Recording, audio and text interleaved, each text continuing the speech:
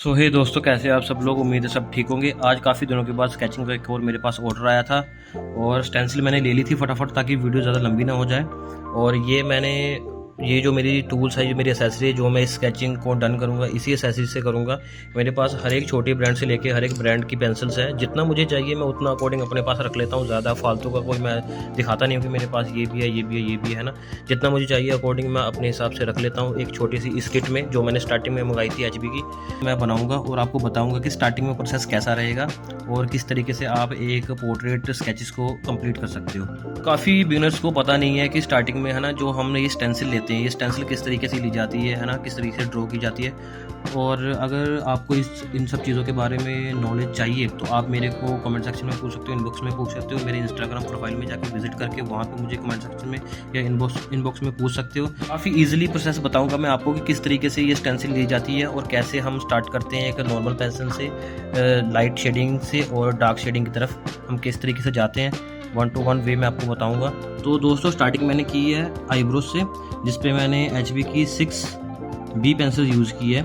और अगर आपको नहीं पता इस सब चीज़ों के बारे में, आप पूछ सकते हो कि किस नंबर से, मतलब किस लाइट नंबर से डार्क नंबर की तरफ जब हम आते हैं तो कैसे ये काउंटिंग बढ़ती है। अगर आपको नहीं पता है तो आप मुझे बताओ, मैं इस पर भी ज़रूर वीडियो बनाऊँगा। तो स्टार्टिंग की है हमने आईब्रोज से और 6B HB की पेंसिल यूज़ की है।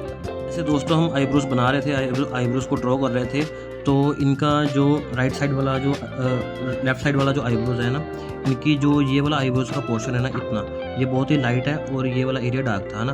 तो जब मैं डार्क से शार्पनेस की लाइट की तरफ आ रहा हूँ ना, तो मैंने यहाँ पे यूज़ किया है कि कैमलिन की 0.5 पेंसिल यूज़, आप देख सकते हो। इससे मैं यहाँ की जो पोर्शन है जो आईब्रोज का, ये ड्रॉ करने वाला हूँ। तो आप देख सकते हो, आपको ना ऐसी छोटी छोटी चीज़ें नोट करनी होंगी।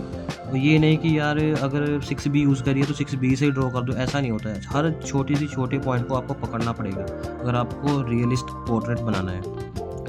चलो मैं आपको ड्रॉ करके बताता हूँ। अभी जैसे जैसे आईब्रोज डन हो चुके हैं, आईब्रोज में मैंने हल्की फुल्की ब्लेंडिंग भी हुई है और देख सकते हो आप ये वाला पोर्शन कैसे लाइट से डार्क की तरफ जा रहा है। तो ब्लेंडिंग के लिए मैं कुछ इस तरीके की ब्रशेज़ यूज़ करता हूँ जो आपको इजीली कहीं पे भी मिल जाएंगे, है ना। आईलैश ब्रशेज़ जो भी होते हैं कहीं से भी मिल जाएंगे। अभी हम चलते हैं आइज़ की तरफ। गाइस, हमने जो आँखें थी वो भी डन कर दी है बना करके, और आप देख सकते हो कि कितनी प्यारी लग रही है। और सिर्फ यही पेंसिल यूज़ की है मैंने। लाइट शेडिंग के लिए मैंने 2B की पेंसिल यूज़ की है जो स्टेडलर की है, और डार्क में मैंने सेम वही 6B की है, HB की। और ब्लेंडिंग के लिए मैंने छोटा सा स्मॉल सा ब्रश यूज़ किया हुआ है। एंड आपको कोट बाय कोट काम करना पड़ेगा। ये नहीं कि एकदम से जो ये मैंने प्रॉपर लाइट शेडिंग की हुई है, ये नहीं कि आप डायरेक्टली मतलब एकदम से डार्क शेडिंग कर दो, है ना, जितनी हमें चाहिए। इस तरीके से नहीं देखना, धीरे धीरे पहले लाइट करो। अगर आपको लग रहा है कि मुझे और थोड़ी सी लाइट पे डार्कनेस चाहिए, आप एक बार फिर से उसके ऊपर कोट दो, है ना।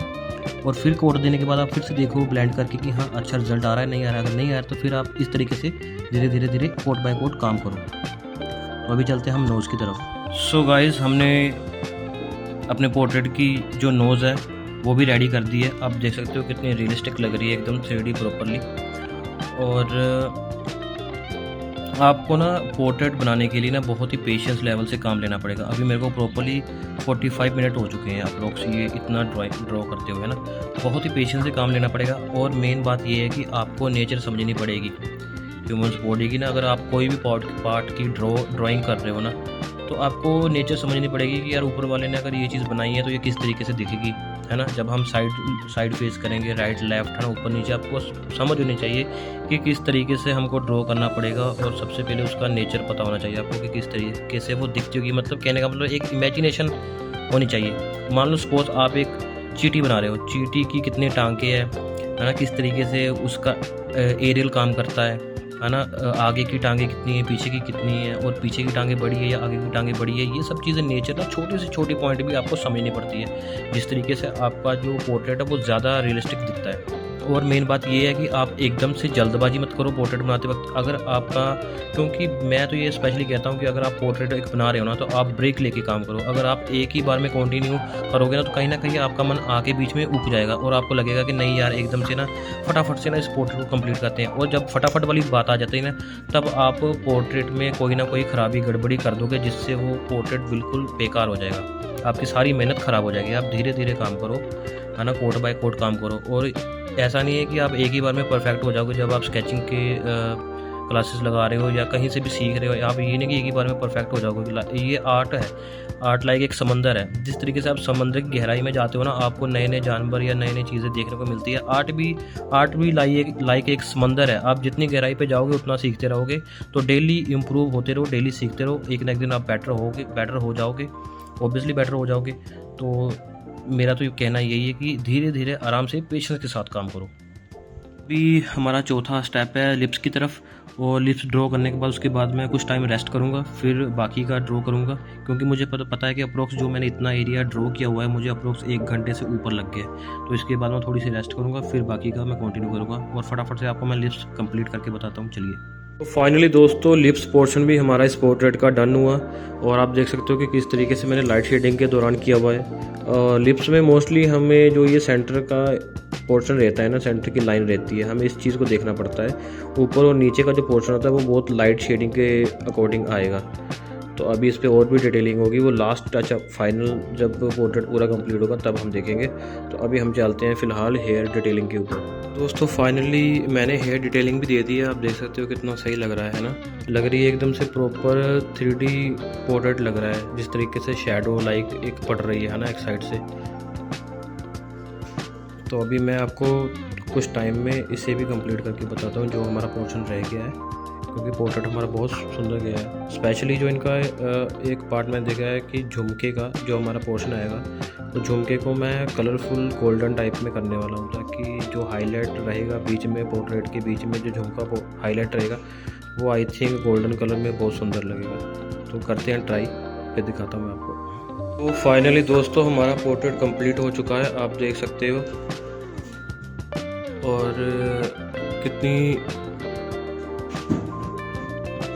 आप देख सकते हो कितनी ब्यूटीफुल बनी है ना ये स्केचेस। देख सकते हो स्पेशली हेयर की डिटेलिंग से लेकर के आईज, लिप्स, नोज, किस तरीके से 1v1 है ना मैंने स्टार्ट किया है, कोड बाय कोड काम किया है। आपके सामने ही है सारा कुछ। और अभी मैं आर्ट के रिलेटेड आपको कुछ इंपॉर्टेंट टिप्स देने वाला हूँ। तो गाइस जिस तरीके से आपने देखा कोड बाय कोड मैंने जो स्केचेस तैयार किए है ना, तो आप देख सकते हो कितनी ब्यूटीफुल लुक आ रही है। और A4 साइज में मैंने किया। 2-3 चीज़ें आपको ध्यान में रखनी पड़ेंगी जब भी आप स्केचेस कर रहे हो।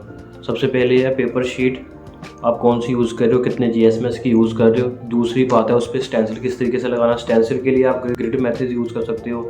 और भी बहुत सारी ईजी स्टेप हैं जो मैं इस वीडियो में नहीं बता सकता क्योंकि वीडियो काफ़ी लंबी हो जाएगी।